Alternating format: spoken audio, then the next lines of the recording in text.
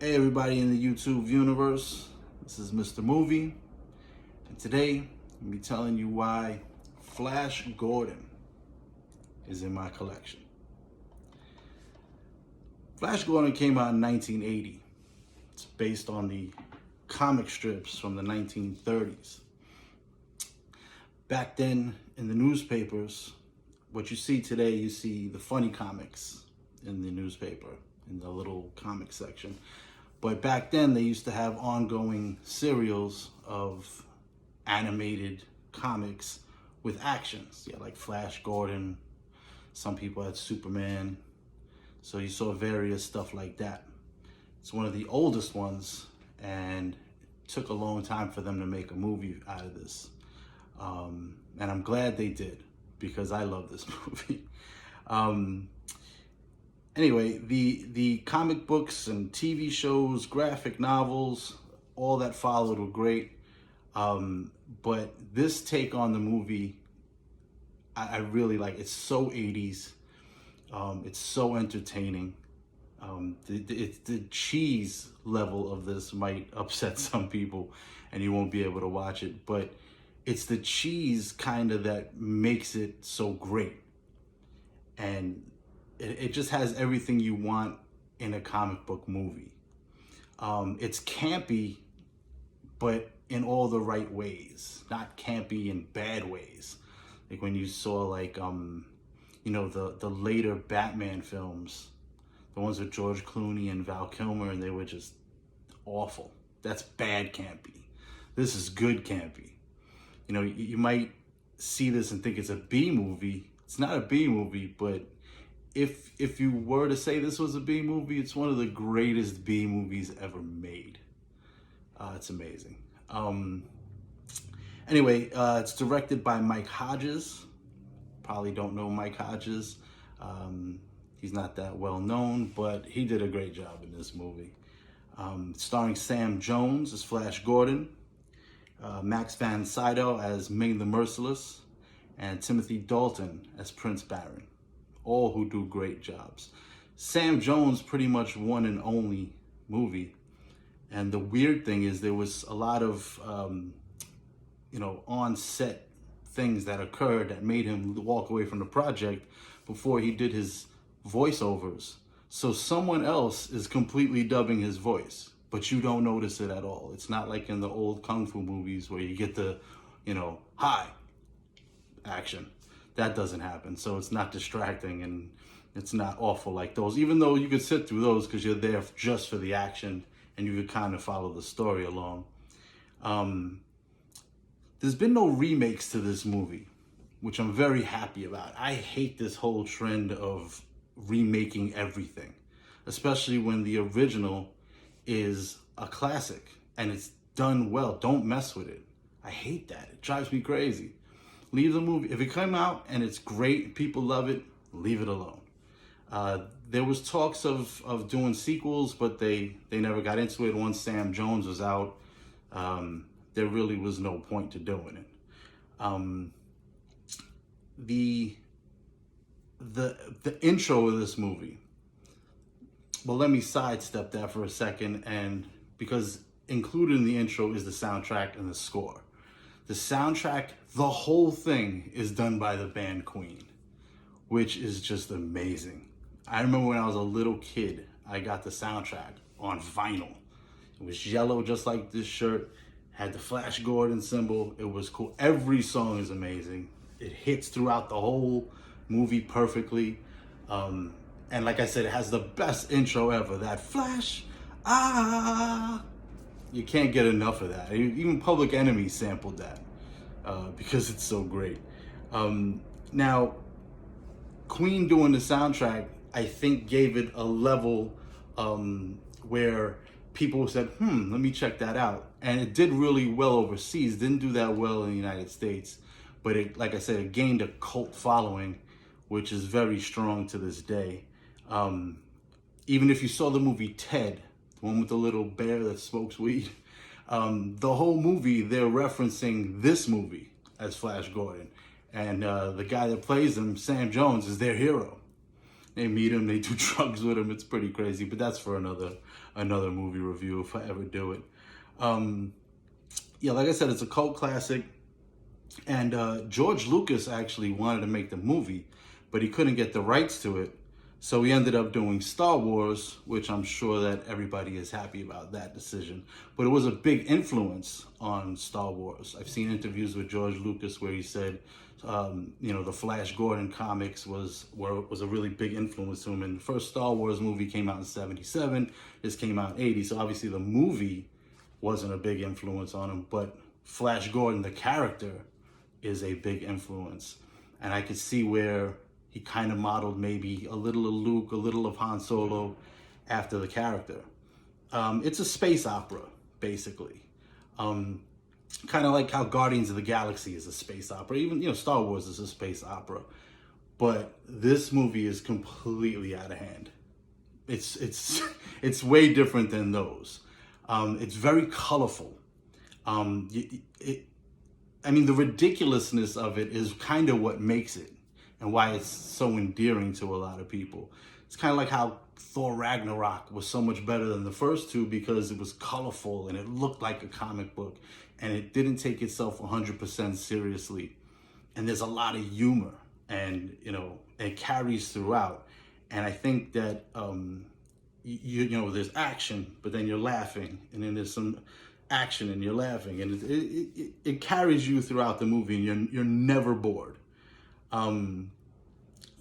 There's so many quotable lines in this movie. I mean, like so much stuff. For instance, like,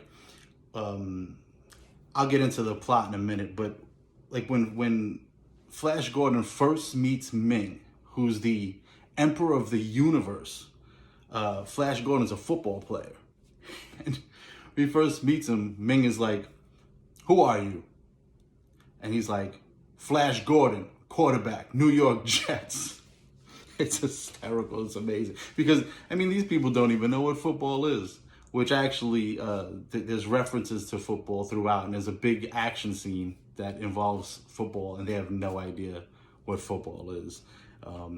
So it's great with that. The plot is basically, Flash is a famous football player. He meets this girl on a private plane. But prior to that, in the intro part, you see Ming, and like I said, he's the emperor of the universe, and he's just picks Earth, and he's bored, and he says, "You know what? Let's just destroy this place." So he's hitting it with earthquakes and typhoons and all kinds of things. It causes Flash's plane to go down. He meets this scientist who has been calling this for years, that we're going to be attacked by an outside force. And what ends up happening is he wants to go up there to see who they are. He has a rocket ship. He forces Flash and the girl in, and they go off to the planet. And they're not met with happiness, and they're not greeted well.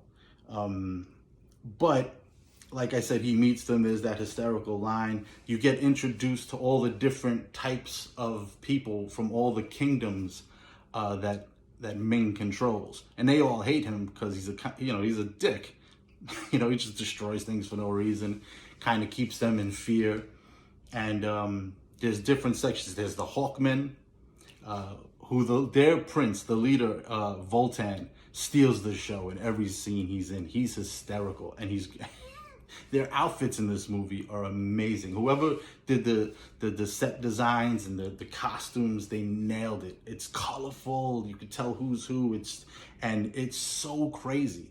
Now, the effects don't hold up that well. Some of them do in a strange way, but some of them don't. There's some stuff you can tell is 1980, obviously. But a lot of it's beautifully done in a weird way. It's cheesy, like I said, but it's done in a beautiful way. Like where the Hawkmen live. It's this floating city. It looks really cool, but the background is awful. It's blue screen. It's terrible. But the main part is really cool. There's a place called Aboria where the tree people live, and the sets are just phenomenal. Whoever designed them, like I said, they did a great job. But the the gist of it is Flash is there. He's captive. They try to kill him, but Ming's daughter, who is Princess Aura, I've been in love with her since I was a little kid. I don't even know what she looks like right now when I'd marry her. She's smoking hot, but that's an aside. She saves him from execution. They run off to the planet. They meet Prince Baron, who's the head of the tree people, and he hates Flash. They get captured. They go to the planet where the Hawkmen are, and he has them battle. And that's one of the greatest scenes ever. They're on this round thing that's over like an abyss where you'll fall into space, and it's moving, and there's spikes that come up, and they're fighting with whips, and it's complete madness. But Flash wins, but he saves Baron's life, and they decide to team up together. And they said, we're going to attack Ming. And they get it together, and the old human spirit that they're not used to comes through.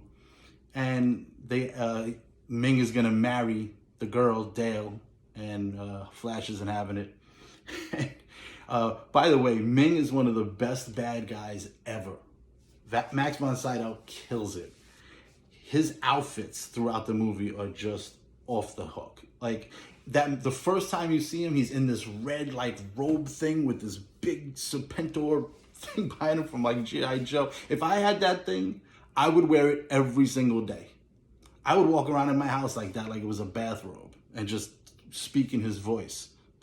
Somebody knocks on the door, what do you want? That outfit is crazy, but all his outfits are crazy. And he ends up offering Flash a kingdom, and Flash isn't having it. Flash just wants to save the Earth, and Ming's not having that. So they end up attacking Ming, and he's gonna marry Flash's girl, and Flash fly. They fly with the Hawkmen. They attack their ships. They attack their city, and they end up he ends up like there's this ship that Flash is on. It's this big round ship. It looks like the Brown Hornet from Fat Albert, and it has this long pointed tip at the end. He flies right through the palace, and it goes right through Ming.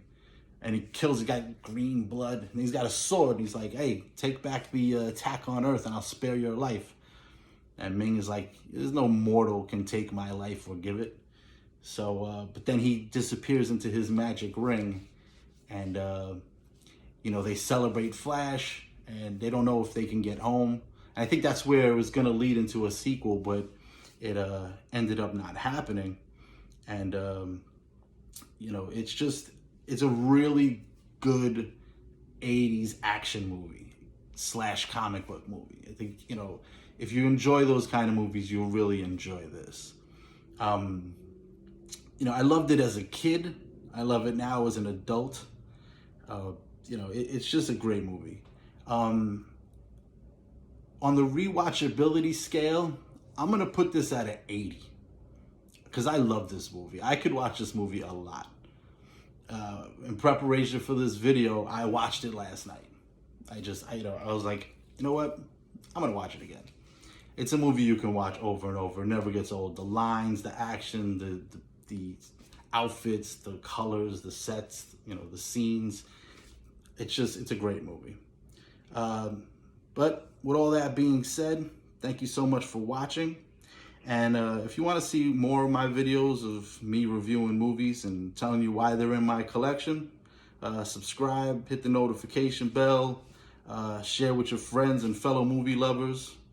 This is Mr. Movie, and I'll see you next time at the flicks.